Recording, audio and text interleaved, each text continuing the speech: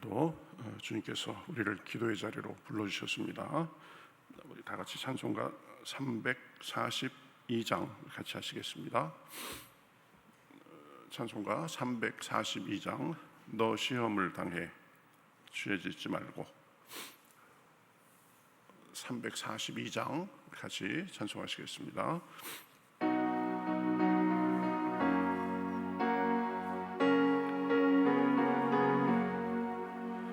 너 시험을 당해 죄짓지 말고, 너 용기를 다해 곧 물리쳐라. 너 시험을 이겨 새 힘을 얻고 주 예수를 믿어 늘 승리하라.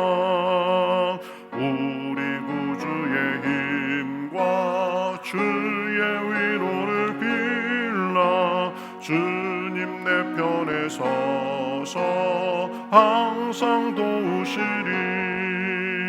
내 친구를 삼가 잘 선택하고, 너 언행을 삼가 늘 조심하라. 너 열심을 충성하고 온 정성을 다해 주 봉사하라. 우리 구주의 힘과 그의 위로를 빌라. 주님 내 편에 서서 항상 도우시리. 잘 이기는 자는 상 받으리니, 너 낙심치 말고 늘 전진하라. 내 구세주 예수 주시리니, 그 예수를 믿어 늘 승리하라.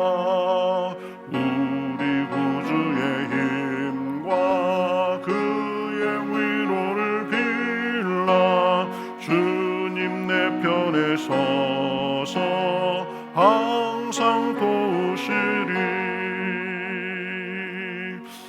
아멘. 성경 말씀 사사기 18장입니다. 사사기 18장 1절부터 6절까지 보겠습니다. 구약 성경 392면 정도에 있습니다.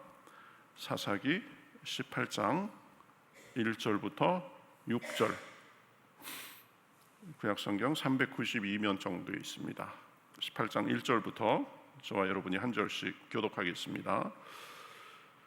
그때에 이스라엘에 왕이 없었고 단 지파는 그때에 거주할 기업의 땅을 구하는 중이었으니, 이는 그들이 이스라엘 지파 중에서 그때까지 기업을 분배받지 못하였음이라. 단 자손이 소라와 에스다올에서부터 그들의 가족 가운데 용맹스런 5사람을 보내어 땅을 정탐하고 살피게 하며 그들에게 이르되, 너희는 가서 땅을 살펴보라 하매, 그들이 에브라임 산지에 가서 미가의 집에 이르러 거기서 유숙하니라. 그들이 미가의 집에 있을 때에 그 레위 청년의 음성을 알아듣고 그리로 돌아가서 그에게 이르되, 누가 너를 이리로 인도하였으며 내가 여기서 무엇을 하며 여기서 무엇을 얻었느냐 하니, 그가 그들에게 이르되, 미가가 이러이러하게 나를 대접하고 나를 고용하여 나를 자기의 제사장으로 삼았느니라 하니라. 그들이 그에게 이르되, 청하건대 우리를 위하여 하나님께 물어보아서 우리가 가는 길이 형통할는지 우리에게 알게 하라 하니, 그 제사장이 그들에게 이르되, 평안히 가라. 너희가 가는 길은 여호와의 앞에 있느니라 하니라. 아멘. 자, 오늘 말씀은 그 하나님 없는 신앙, 또 하나님께 묻지 않고 자기들 마음대로 하는 그 신앙의 그 위험성에 대해서 가르쳐주고 있습니다. 신앙생활을 오래 한 사람이라도 예배를 드리고 또 말씀을 듣는 사람이라도 그 중심에 하나님이 없을 수가 있습니다. 또 하나님이 전혀 없지는 않아도 이 하나님이 계신 것이 희미할 수가 있습니다. 그리고 놀랍게도 그런 사람은 자신이 하나님을 잊었다는 그런 사실조차 자각하지 못하고 사는 경우가 많이 있습니다. 오늘 본문은 이 한 가정과 그리고 한 지파가 하나님의 이름을 말하면서도 하나님을 전혀 의식하지 않는 모습을 보여줍니다. 제사장을 모시고 또 신상을 섬기고 또 여호와께 묻는다라고 그런 모습은 있지만, 그러나 그 모든 행위 속에 진정으로 하나님을 모신 것이 아니라 결국 자기 뜻, 자기 의지를 이루기 위한 도구로서 그렇게 했을 뿐이라는 것을 우리는 알 수 있습니다. 오늘 이 본문 말씀은 수천 년 전 이야기이지만, 그러나 오늘을 살아가는 우리의 모습과 아주 닮아 있습니다. 하나님 없는 신앙이 얼마나 위험하고 또 하나님 없이도 이 돌아가는 종교 시스템이 얼마나 무서운지 우리는 오늘 이 말씀의 그 단 지파와 그리고 미가의 집 이야기를 통해서 깨달아야 됩니다.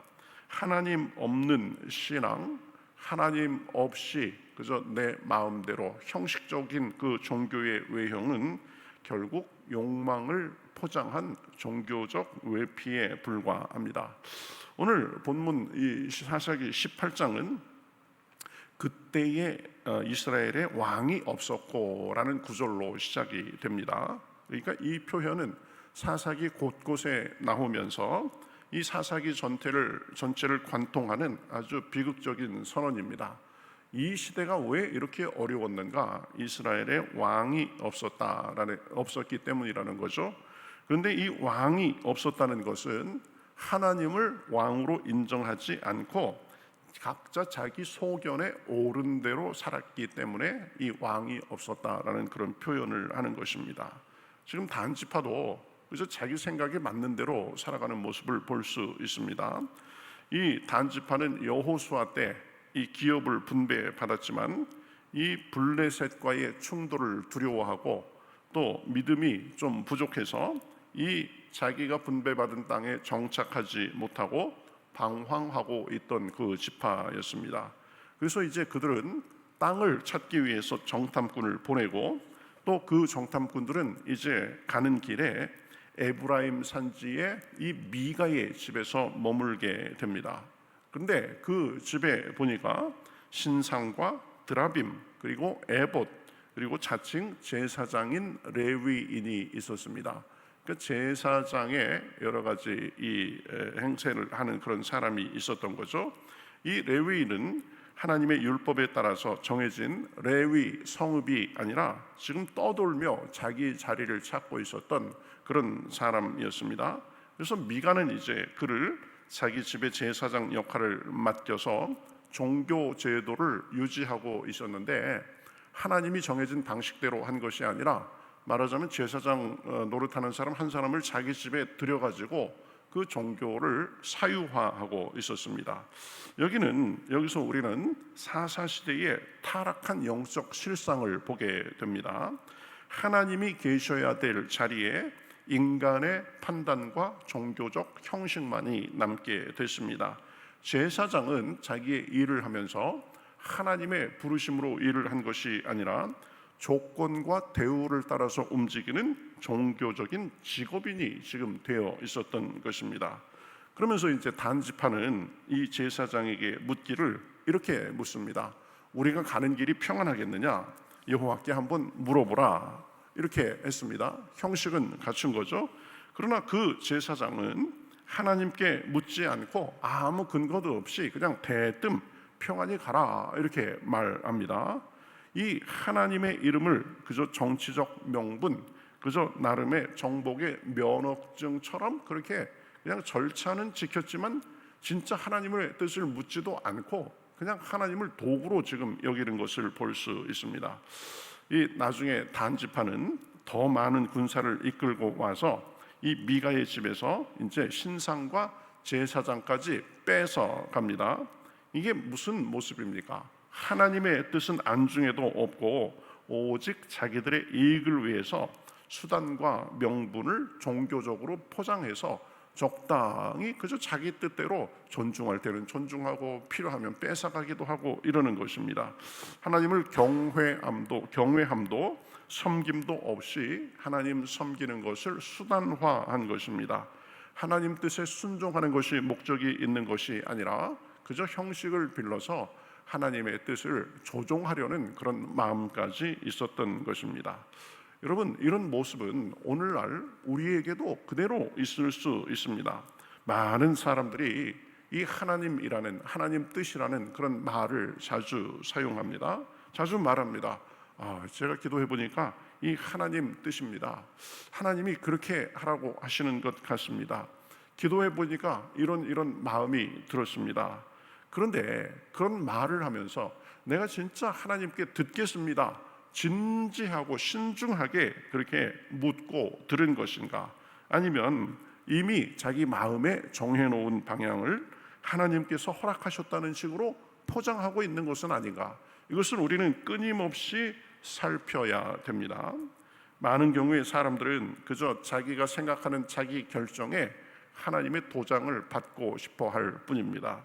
정작 하나님께 자기 뜻을 내려놓고 묻는 사람은 별로 없습니다. 그렇죠? 지금 단 지파가 그런 것입니다. 여호와께 묻자고 한 말은 겉으로는 하나님을 존중하고 경건한 모습이었지만 사실 그 말 뒤에는 자신들이 이미 정해놓은 목표가 있었고 그 말은 사실은 형식적인 절차에 불과했습니다. 그러니까 하나님 뜻보다 자기 민족과 유익 그리고 땅을 확보하고 또 자기 자존심을 굽히지 않는 것이 더 중요했습니다. 오늘날 신앙생활 속에서도 마찬가지입니다. 기도하는 신용을 합니다.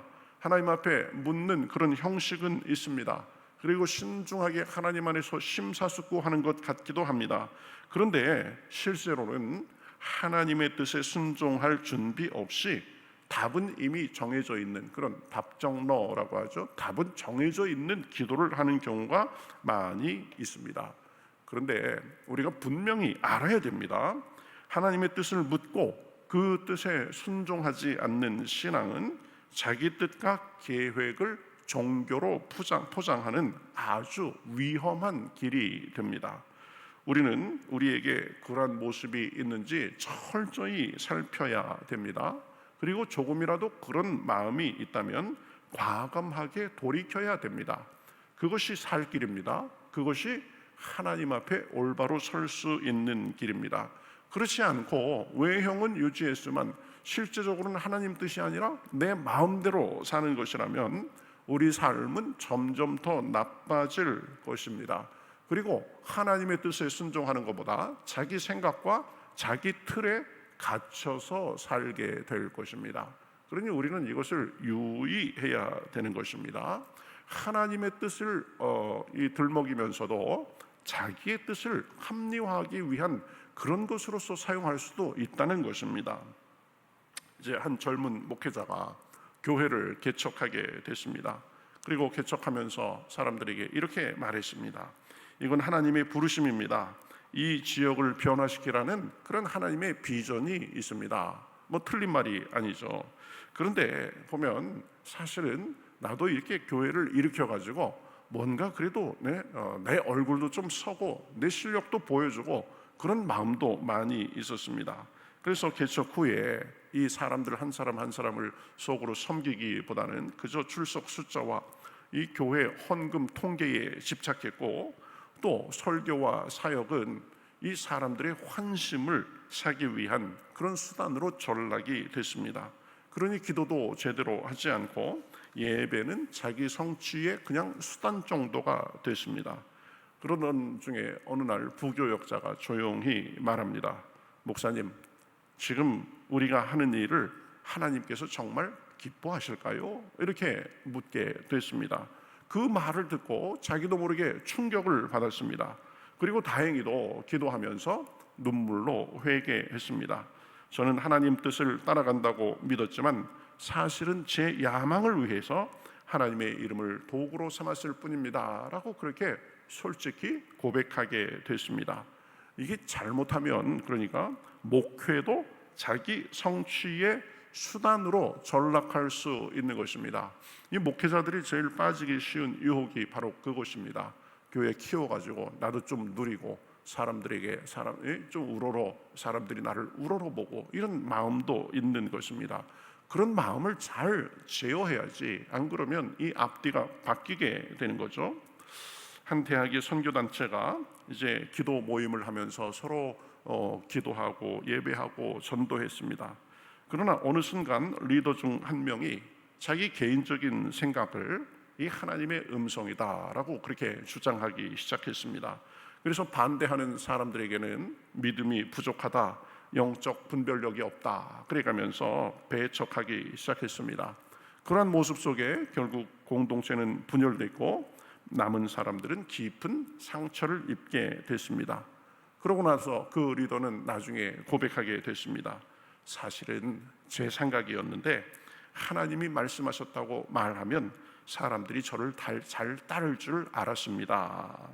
이 참 잘못된 태도죠. 하나님의 이름을 빌린 자기 욕심은 결국 공동체를 무너뜨렸고 신앙의 본질을 훼손시키게 됐습니다. 우리도 같은 실수를 하지 않도록 조심하고 살펴야 됩니다. 내 뜻과 내 생각을 하나님의 뜻인 것처럼 착각하면 안 됩니다.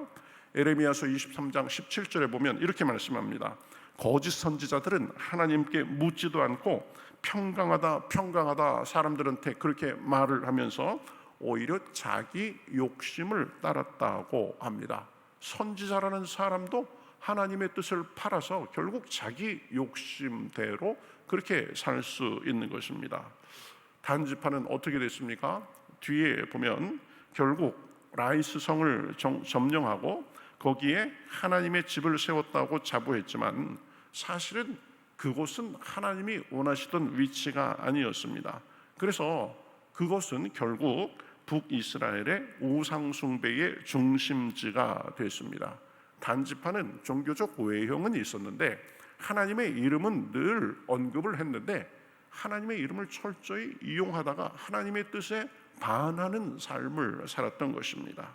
하나님 없는 신앙은 처음엔 편하고 좋아 보일 수 있지만 결국은 하나님의 심판과 붕괴로 이어질 뿐입니다.